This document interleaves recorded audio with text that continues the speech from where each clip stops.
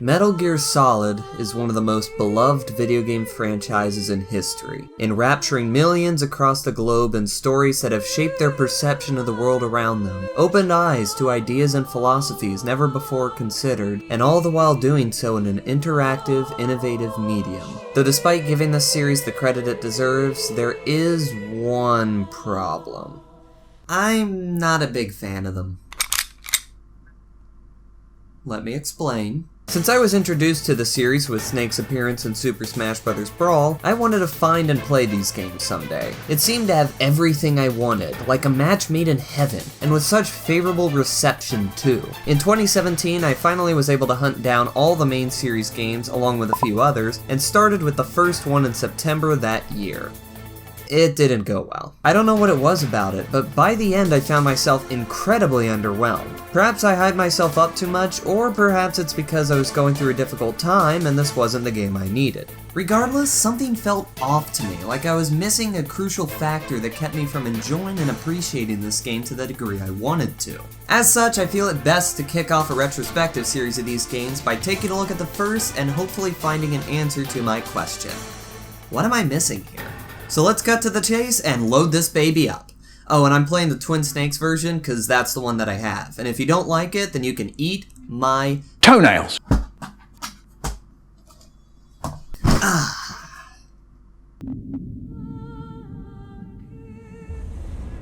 Oh, that's right. So upon booting up the game, you're greeted with an opening cutscene, in which Commanding Officer Roy Campbell is briefing Snake on the situation with Shadow Moses Island, key members of Foxhound involved, and Snake's mission objectives. First, you're to rescue DARPA Chief Donald Anderson and the President of Armstech, Kenneth Baker. I really like this, especially how it shows Snake infiltrating the facility while all this is being told, giving something cool to watch alongside the important information before loading up a menu with one of the coolest title themes I've ever heard.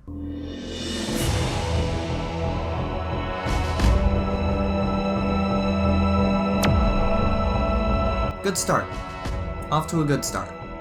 But before the game actually starts, there's one more cutscene of Snake reaching the dock and catching his first glimpse of Liquid Snake, who seems to be already aware this would be the entry point for the infiltration. Upon reaching land, Snake's codec goes off and we get the first of one of this game's most iconic features. This is Snake. Colonel, can you hear me? Loud and clear. This is such a unique aspect of this series' presentation, and works great in guiding the player with where to go, giving hints on how to get past certain obstacles, and generally adding to the immersion. It's a feature I neglected to use that often my first playthrough, and I'll confess, that's on me, but I intend to make up for it this time. After the codec call, we finally get to take control of Snake and... Oh no! Oh, it's all coming back to me. Immediately, I was reintroduced to my biggest issue with this game, the controls. Far too often they feel jagged, clunky, and way too complicated for performing simpler actions. Now, I'm not going to blame them for getting spotted and a game over on the first section, as that was definitely still my fault. But the issue did show its face again here with the following combat sequence, and will come up in the future with more prevalent examples of where the problem lies. Anyway, after far too many tries, though for a tutorial section, any more than one is too much to retain my dignity, I reach the lift. Snake takes off his diving equipment and title card. It's only unfortunate that during this cutscene, the only thing I can think about is hoping it won't be this incompetent the rest of the game. So Snake takes cover behind a crate and calls to give an update on his status. Additionally, we get introduced to the rest of the crew working on this operation, geneticist Naomi Hunter and data analyst Mei Ling. Here we learn how the Salton radar system works, how to scan for methods of approach, and... Well, if you make it back in one piece, maybe I'll let you do a strip search on me. Well then, I guess that's ample incentive. After that codec, I went for the item on the helipad to see what it was.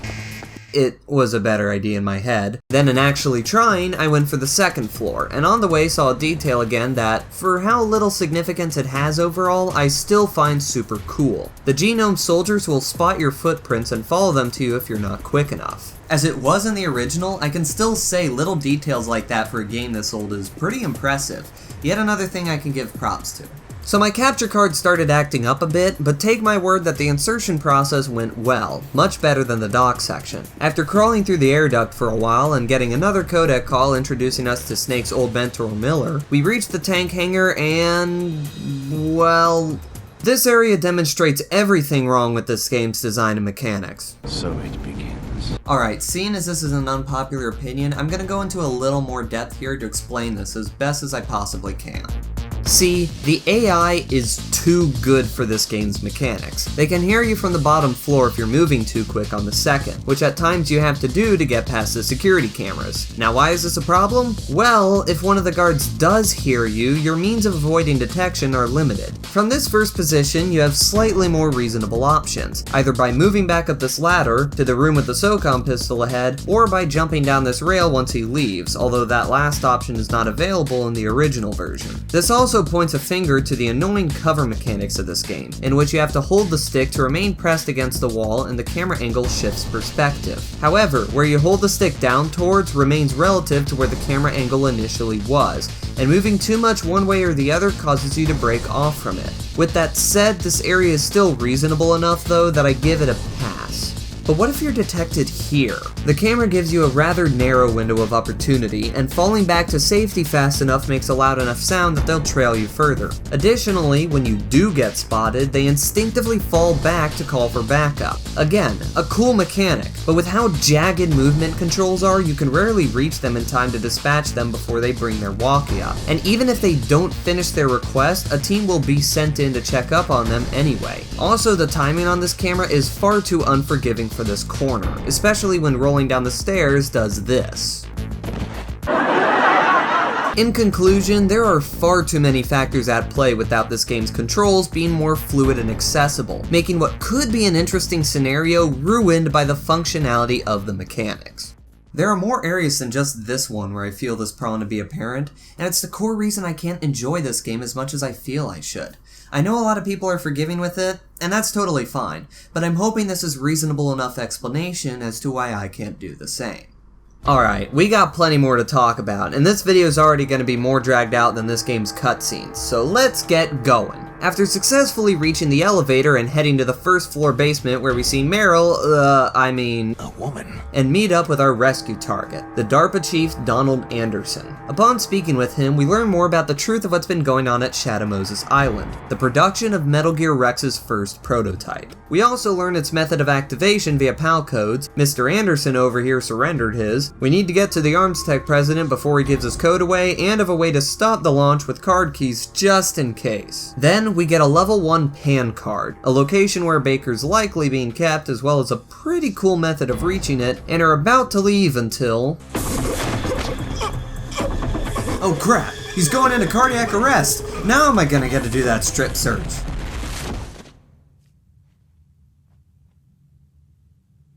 Well, that wasn't supposed to happen.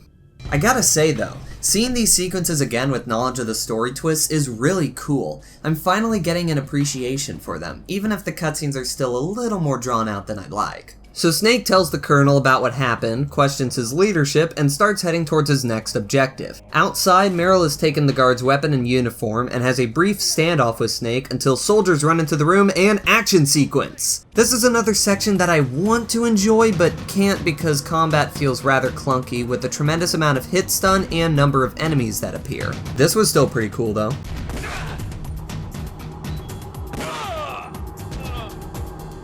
After completing that sequence, Meryl starts running away and... What? Why? Oh, alright, we're just gonna act like that didn't happen. Got it.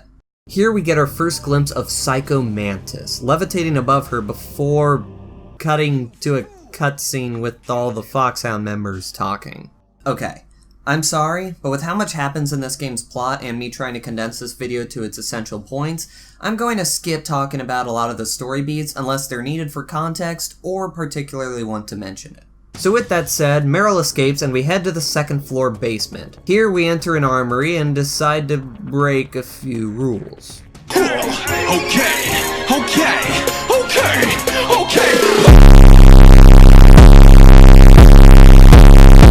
Then after our rebelliousness and some shenanigans with a locker door, We use C4 found in the armory to blow through a wall that was cemented over, which you can find by viewing the wall in first person for where the texture appears different. This is another moment in the game I really like, so credit to the designers. Going down the newly found hallway leads us to a few more walls to blast through until coming into a room with...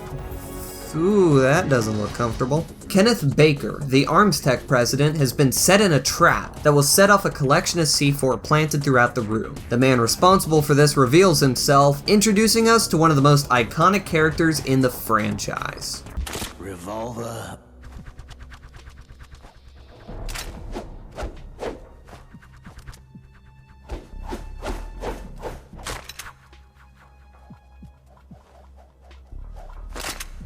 Ocelot. Cool, my name's Blackblade. It's a pleasure to meet you. Oh, okay then. Now we get our first boss battle in this game. You and Ocelot move about between the sides of the room, with you dodging bullets and returning fire wherever you can get a shot off, most reliably when Ocelot is reloading. It's speedy, makes good use of the game's mechanics, and when not using the first-person view from this version to cheese it, is a great fight, unless you accidentally shoot the Armstech president. Once you win, both Snake and Ocelot pop out of cover for one final shot when... we see Ocelot initiated into the Skywalker family, and the entire room turn into chaos as we first meet the other intruder, a ninja who claims to be like Snake. As Ocelot escapes, the two battle one another in what is, not gonna lie, one of the coolest sequences I've ever seen in a game cutscene.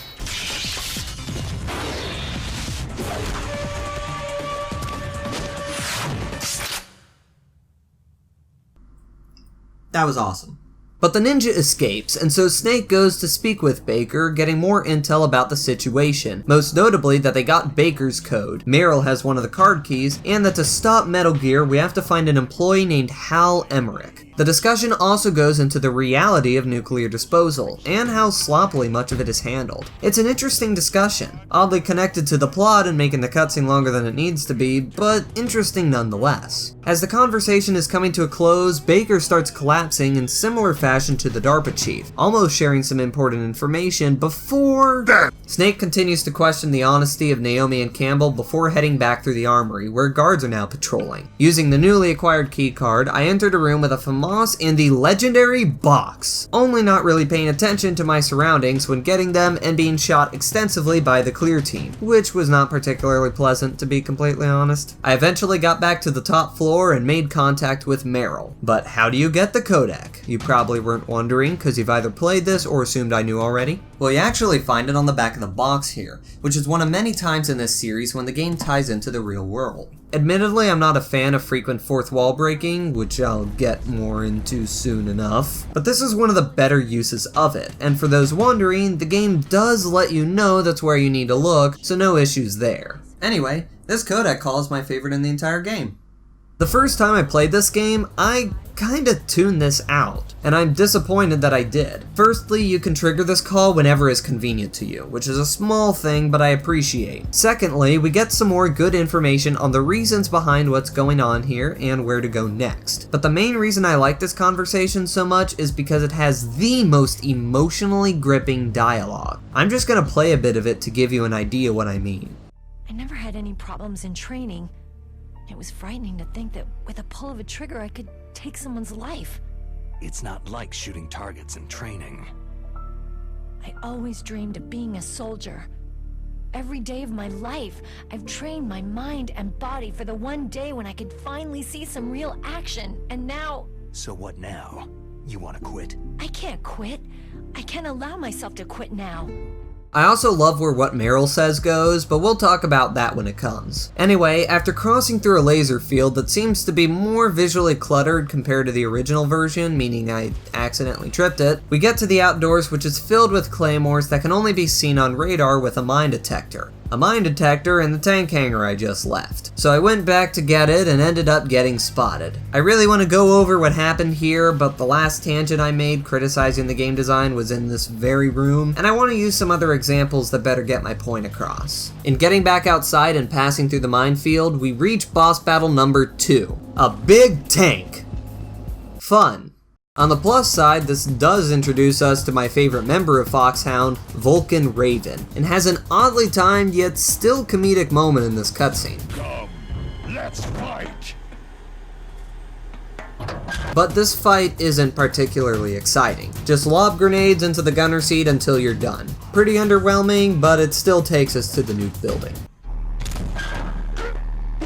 In this area, it's impossible to use weapons since they could set off the warheads contained in the room. Because of this, I thought I'd have some trouble here, but I completely steamrolled this section and was pretty proud of myself afterwards. From the elevator, we go to the second floor, but the room is filled with gas and has electrified flooring, which we can only get past destroying the generator on the other side of the wall. We get to this using the Nikita. You know, the most broken edge guarding tool. Where are you going? The Nikita is found on the first floor basement of the building. So I went up there to acquire it and okay, here it is. This is the point of the game that best displays it, so let's discuss what is my biggest issue with the game design overall. Failure with stealth is too punishing. Now before anyone says that's stupid, let me make one thing perfectly clear. Yes, this is a stealth game, ergo that should be the primary method of progressing through the game's scenarios, except that so many other notable stealth games in existence also have the option of direct confrontation, and through my experience, benefits as a result. There have been exceptions to this in the past, but they tend to be classified purely as stealth games in place of the more common stealth action moniker. This is difficult to explain without using examples, so let me spell this out using a game I've been revisiting lately.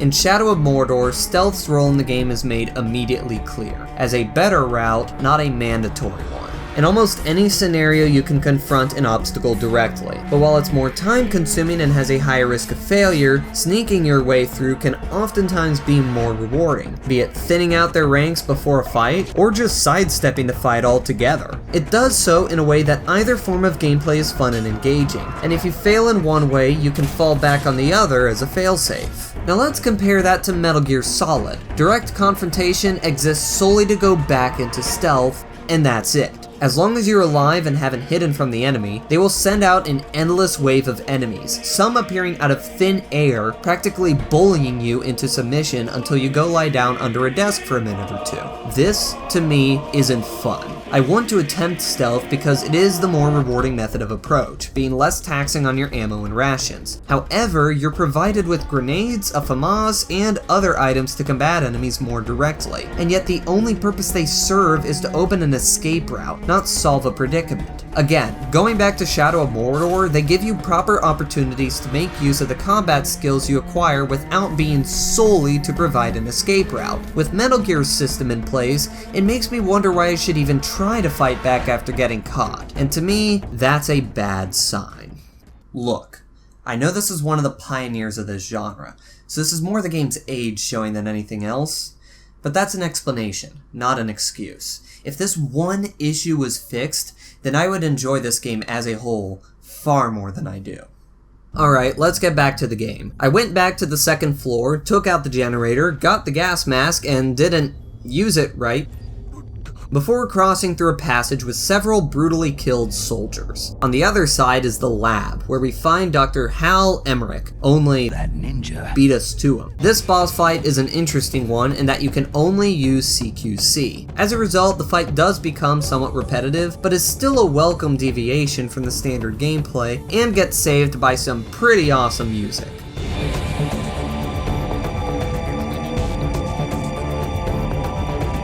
Upon defeating him, Snake at last uncovers the ninja's identity to be Frank Yeager, a former friend of his under the codename Gray Fox. However, he begins to act up a storm. Yeah, I did that too after playing the sequel. And takes off. After leaving, in a coda call with Campbell and Naomi, we finally meet up with Hal Emmerich, calling himself under the nickname Otacon, and we get some more information about Metal Gear Rex's development as well as where it's being kept. This is another cutscene as long as the one with the DARPA chief and ArmsTech president, but I feel stating that now isn't really necessary. Upon a second playthrough, I'm aware now when I can get back to the gameplay, and as such, am more willing to wait and pay some attention to the contents of these cutscenes. Basically, what I'm trying to get at is that I can finally fully appreciate them.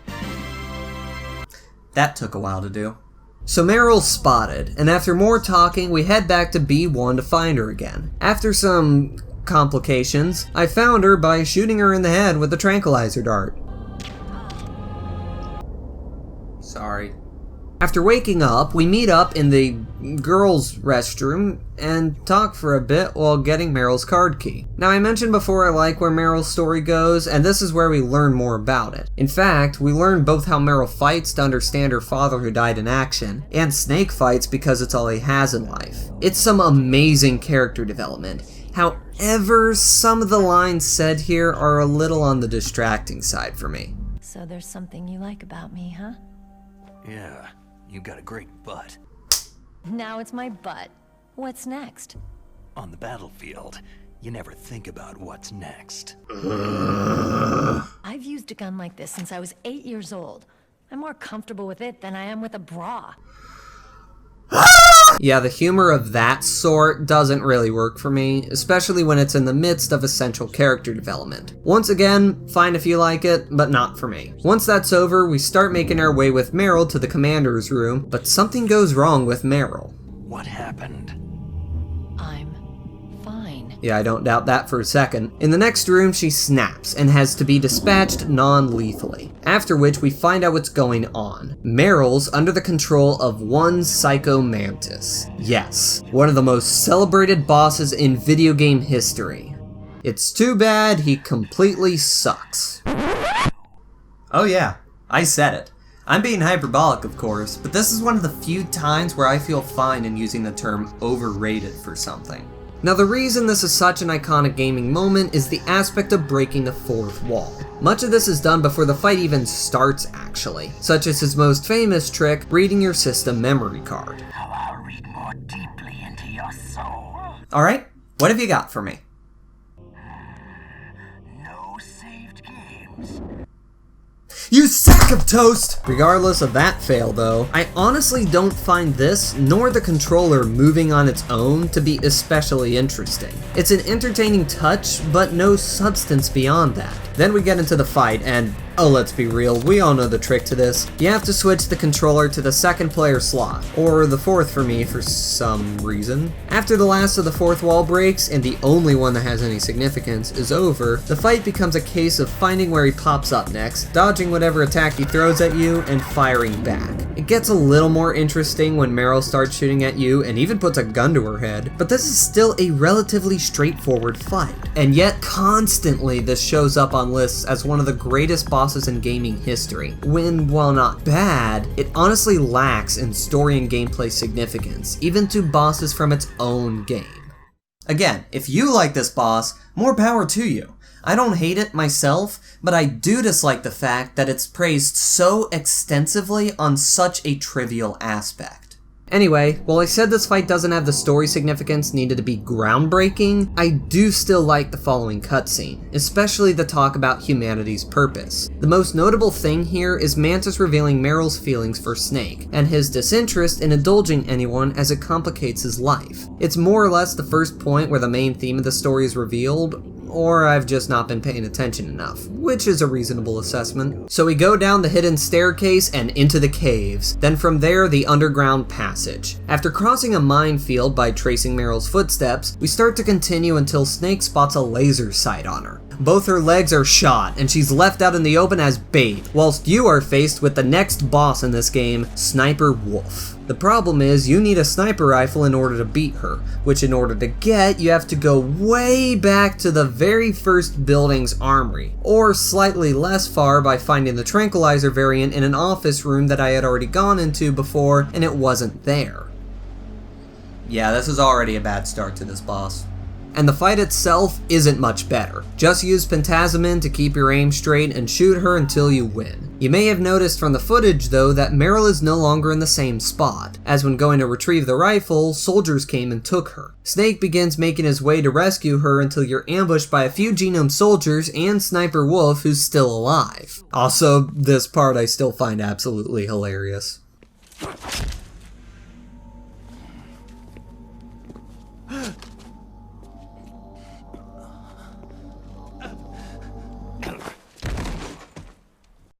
Perfect. So Snake is captured and interrogated rather painfully by Ocelot. Between these sadist sessions, you're kept in a cell with the moved corpse of the DARPA chief guarded by a soldier with just the worst bowel issues. And yes, I know his name is Johnny. As far as I'm concerned, it's not important in the series yet. Eventually, Otacon pays a visit and offers some food, giving you a pretty inventive escape option. When Johnny leaves for the bathroom, lay prone on the floor and use the bottle of ketchup he gave you to make it appear you're laying in a pool of blood. Then when he comes in the cell to check on you, stand up quick and choke him out.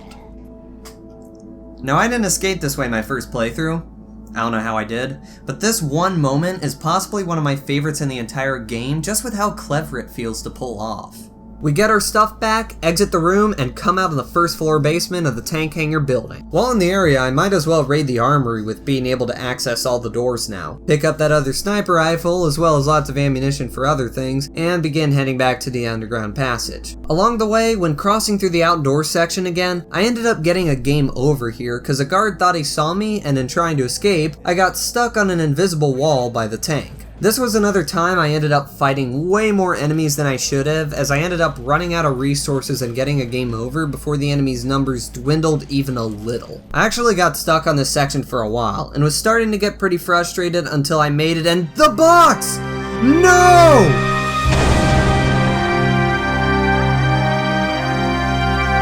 It's not fair! It was so young and innocent, only to be robbed of its legacy too soon.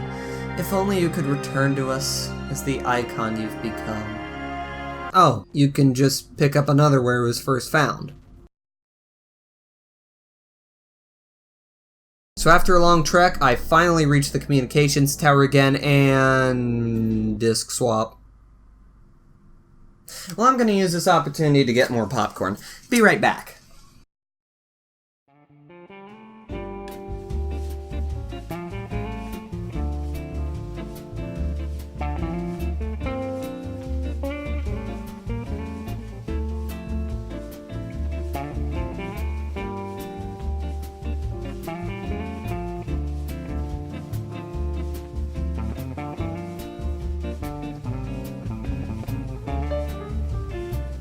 Alright, I'm back.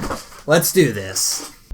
Crap. So after quickly picking up some rope, I started shooting down the soldiers as they approach, only to realize there was no end to them, and I had to just keep running up the stairs. This section isn't difficult by any means, but it is rather frustrating, what with the only challenge being a resource drain until you reach the top. Also, the fact that this went for 7 minutes, including a codec call in the middle, didn't help either. However, when reaching the roof of the tower, the threat isn't over yet, as the walkway is blown to pieces by the Hind-D chopper from the start of the game, piloted by none other than Liquid Snake. This is a cool sequence from spectacle alone. Using the rope you pick up from before, you have to rappel down to the walkway below while dodging helicopter fire. It's awesome, but things don't stop there. After crossing a bridge defended by armed guards, we reach the second communications tower and find the last new weapon in this game, a Stinger missile launcher. Following some elevator trouble, we meet up with Otacon, who clears the path for us by stacking boxes. Why couldn't we do that?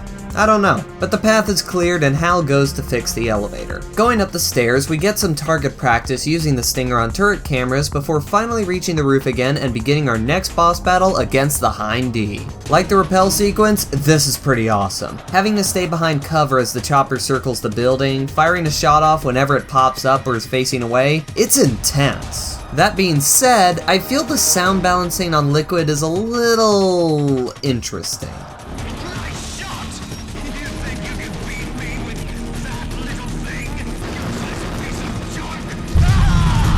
It almost sounds like I'm watching a YouTube poop with the level of distortion.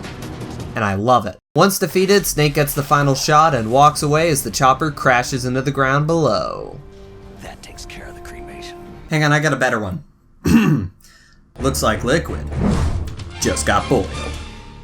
Anyway, with Liquid gone, we hear from Otacon that the elevator seems to have fixed itself and is heading to Snake's level. As we ride the elevator down, a very convenient piece of information is provided by Otacon. 4 other stealth camouflage prototypes from the lab he got his have been taken, and it seemed the issue with the elevator was as if someone was holding it, as well as the weight limit warning kept going off. Surprise! The 4 camo users are in the elevator and it's up to you to fight them. This fight is pretty clunky, not gonna lie, but it's at least over with quickly, so I can't be too harsh. However, after a boss fight and scripted encounter, we reach the snowfield leading to the underground base and have yet another boss fight already, this time a rematch against Sniper Wolf. Here, Otacon, who I forgot to mention has developed a thing for Wolf, begs Snake not to kill her, though with her set in her ways, that ain't happening. You men are so weak. You can never finish what you start. This version of the fight is definitely better than the last, though still not the most exciting. Ultimately, it's a test of patience and accuracy, and for that I still think it's fun, just not to the extent of the Hind D fight before it.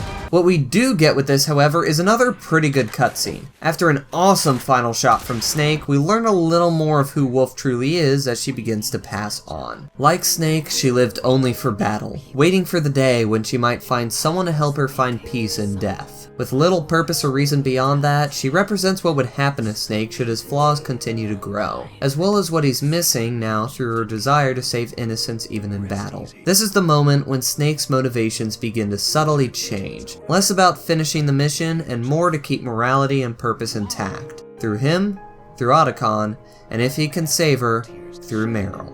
It's interesting how what media we consume can have an effect on our lives. This strikes a personal connection with me now in a way I could never have noticed before, and I am genuinely thankful for that. But there's still much more left to do. After Wolf dies, we head into the facility through the blast furnace and into a cargo elevator, where an ambush sequence similar to the lift from before happens, and my opinion on it is pretty much the same, so no use repeating. As we switch onto the next elevator and continue, we learn some interesting information from Miller, who's been looking into Naomi and found much of her story to be false. There isn't any proof behind why it's been falsified or what her game is, but needless to say, the plot has gotten thick. And speaking of thick, Welcome, Cossack. here we have our second rematch against a Foxhound member, this time the Inuit shaman Vulcan Raven. I remember this as my favorite boss in the game, having to circle around the containers in the room and hit him from behind. And it is still a lot of fun, there's just one slight problem. I beat him in a minute and a half. Not even that long, actually. My first playthrough, this was a dramatic, intense clash, but here, the cutscene preceding the fight was 4 times as long as the fight itself. Underwhelmed. I am very underwhelmed. Whatever. Still beat him, and upon his death gained more insight on all the mysteries surrounding the plot at the moment. The DARPA chief we met was not actually the chief, but in fact the last unaccounted member of Foxhound, Decoy Octopus. That was the culprit of the inconsistencies between Anderson and Baker's stories, as well as a lot more that hasn't yet been revealed, so I won't reveal it either. After this information is provided, Raven's body is consumed by the surrounding ravens. Gross. And we proceed to the next room, though not before Campbell is accidentally let in on Naomi's secret, as well as the fact that she isn't even the real Dr. Naomi Hunter. While Campbell looks into her further, we continue into the North Warehouse, and okay, I know it's just one small section and not really worth getting upset over, but this area frustrates me considerably in its design, and all because of this guy right here. I tried several ways of luring him out without being spotted by the guy in the ground level, but taking them both out without either of them noticing was pretty much impossible without using the first-person view I've been trying to use sparingly to make the experience more like the original. Once they were dispatched though, I finally reached the underground base where Metal Gear Rex has been kept this entire time. This is it. The place I've been trying to get to since the game started. In a codec call from Otacon, we find out the area is lightly guarded, which is ironic as I was being chased when this started, because they have apparently inputted the PAL codes and are prepared to launch a nuke, meaning time is of the essence to get the other 2 card keys and cancel the launch. As we scale the platforms to the control room, Otacon works on hacking into Baker's computer to find out the trick to using the card keys. Before he can though, we reach said control room, Snake does a flip that I can't decide whether to place it under awesome or ridiculous, and we overhear a discussion by Ocelot and Liquid, who apparently survived the helicopter crash, discussing plans on when and where to fire the first nuke, and our first mention of Foxdie, apparently the cause of Octopus and Baker's death. Lastly, it seems Liquid's plans have changed, now intending to keep hold of this base for some time and declare war on the entire world. Honestly, I'm impressed. They made a story with a villain that more or less wants to take over the world, and it not be totally unrealistic. That's pretty hard to do. We then get a codec call from Otacon that he's found the trick to the keys. It turns out the one key is actually all three, and that heating and cooling it changes it to the other two. Before he can do anything with it though, Ocelot spots Snake and shoots the card out of his hand and into the water below. The next 40 to 50 minutes of this game feels very tedious and padded, so I'll just give the Cliff Notes version. After retrieving the key, you insert it into the proper terminal, then backtrack to the warehouse you fight Vulcan Raven in, and hang out there until the card freezes. Go back and insert that, then head all the way back to the blast furnace and sit around even longer listening to the Spider-Man 2 pizza theme until it's done.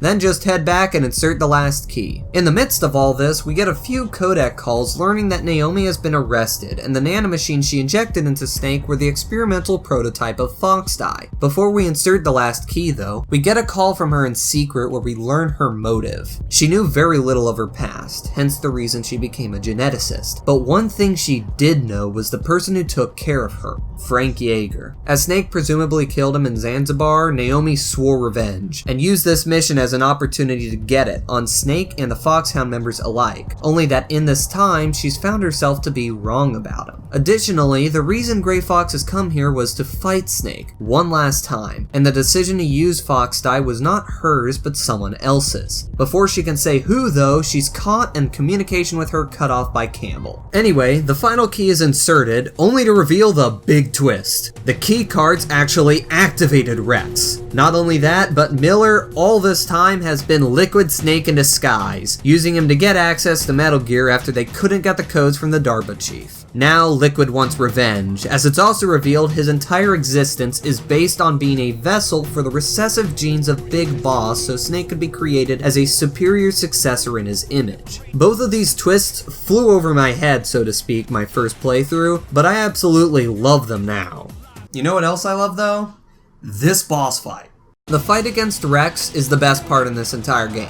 There, I said it. In fact, it almost feels like all the mechanics of this game that otherwise feel clunky were designed with this single battle in mind. The time window you have of avoiding the series of abilities Rex has seems to coincide perfectly with the time it takes to dodge, aim the stinger right, and fire. Also, while I didn't use it until accidentally later on, you can shoot out some of the other weapons to remove some of its options, though you'll mainly want to target the sensor, which, honestly, looking at it this way, I can never see the Mantis from Halo the same way again. As if this fight wasn't cool enough though, it turns out you actually fail in destroying the sensor. But when it seems like there's no hope, or Snake just forgets how to use his legs, Grey Fox steps in to save the day. He deals the final blow needed to take down the sensor, then while it's distracted, speaks to Snake, and we learn the reason he took Naomi in was because he killed her parents and took pity on her, deciding to raise her as penance for his guilt. Being unable to bear seeing her again and facing that guilt, he asks you to tell her what he did, and faces Rex to help improve Snake's chances of winning as much as he can, giving his life in the process.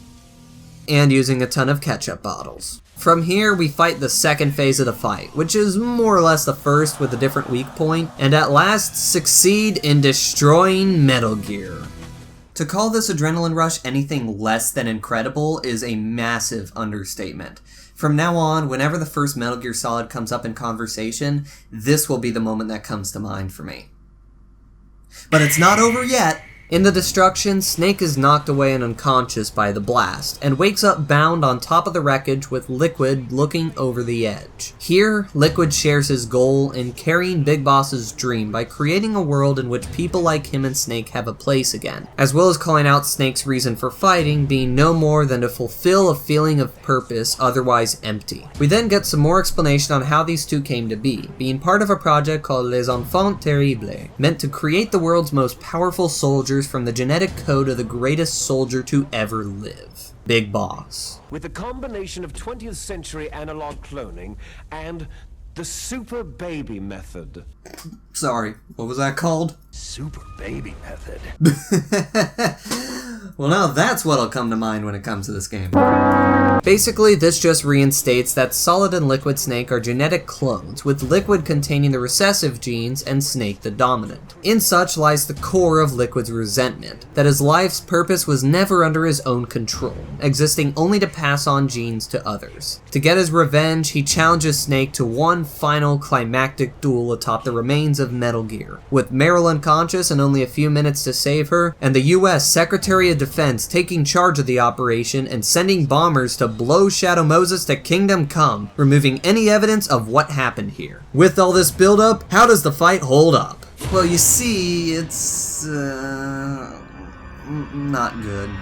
Honestly, aside from the first fight against Sniper Wolf, this is in my opinion the weakest boss in the game gameplay-wise, especially off the heels of the battle against Rex. Basically, it consists of using your standard punch-kick combo over and over, like the Gray Fox fight but with a less fun enemy. After my second attempt, I managed to defeat him and knock him off in time to rescue Meryl, which I remember not being able to my first playthrough and having to escape with Otacon instead. In this outcome, we get a touching moment between the two, with Snake showing an abnormal amount of care and appreciation towards someone for the first time we've ever seen. However, the moment is cut off when Otacon contacts Snake and provides him with an escape route to the surface, opting to stay behind and handle security to open the route for them. After one final positive farewell, Snake and Meryl prepare to leave. Where is Otacon? He's fighting right now. With his old self. To be the man he wants to be. So after putting his suit back on, we get one last gameplay sequence as the two steal a car and escape the facility. I actually don't like this sequence very much, though there is a pleasant surprise. A more fitting final showdown with Liquid. I mean, it's not really any more difficult, but it's a cool set piece at least. And after barely escaping alive, Liquid finally meets his end. Not to the several crashes, falling off Rex, or any of the many gunshots he's taken, but rather to Foxdie, finally activating and finishing him off. Unfortunately, this tells Snake the Foxdie system is still active, and he'll never know when it will kill him. What we do know, however, is that Campbell managed to contact the president and call off the air raid, also putting the Secretary of Defense under arrest. As one final gift and an apology for all the lies and secrets kept from Snake, Campbell fakes his and Meryl's deaths, giving them a chance to start a new life again and one last discussion with Naomi. After telling her Gray Fox wanted her to forget about him and go on with her life, and that he saved the entire world today, Naomi leaves Snake with one final statement: to live. Here and in the following narration from her, which I recommend you look up on YouTube if you haven't seen it already, the message of the story in this game is laid out in a satisfying way. Your life, as well as its purpose, is not set against you, but rather you have the opportunity to live your life who and how you want to be. On that, we see Snake, who reveals his true name to be David, oh that's nice, and Meryl head off, prepared to start a new life together as our closing note.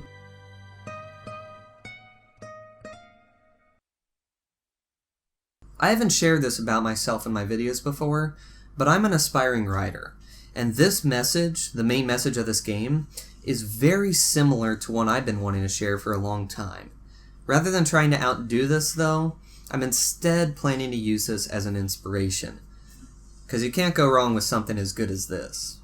After that, the credits roll, but there's one last thing to discuss. Once they end, we hear a phone call between Ocelot, where several twists are revealed. Ocelot killed the real DARPA chief on purpose to conceal his identity. Liquid was in fact the superior one genetically, and there's a third clone being the one Ocelot is speaking to. But there's one more twist to close out the game for good. Goodbye, Mr. President. Well, that was Metal Gear Solid. Obviously, while I enjoy this game somewhat, there are a lot of issues that keep me from getting as much out of it as others. Still, the point of this video was to find out what it was about this game that I was missing. And did I? Well, yes. And you probably already figured out what it is by now. An appreciation of this game's story.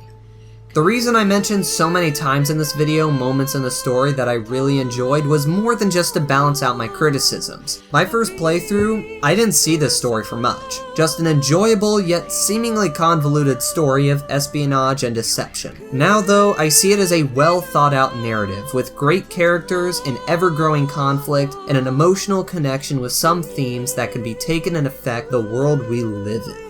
Additionally, for the time this game came out, nobody had ever pulled that off to this degree before. Deep story in games was still an unexplored aspect, and this game, directly or no, would influence countless others in recognizing the significance of well-done storytelling. In conclusion, while I may not like this game to the extent I wanted to, I can appreciate the impact it has had, not just on games, but on people in general, and have developed a respect for it, flaws and all. However, the same cannot be said for the sequel. But we'll talk about that another day. For now though, thank you all so much for watching. I know this video was a long one, but hopefully it was worth it. And if so, please be sure to slice that like button in half, subscribe to my channel if you are new, and be sure to comment down below whatever your thoughts may be. Are you a fan of this game that agreed or disagreed with what I said? Perhaps you have some advice on how I could improve my videos in the future, or you just want to point out a moment that made you laugh. Whatever it is, the only way I'll know for sure is if you comment. So leave a comment. But anyways, once again, hope you all enjoyed, and I'll see you all next time. Goodbye. How you like that popcorn eating? And that one. That one too. I like popcorn. Sometimes I like a little too much. Like right now. This is gonna be in the outro, isn't it?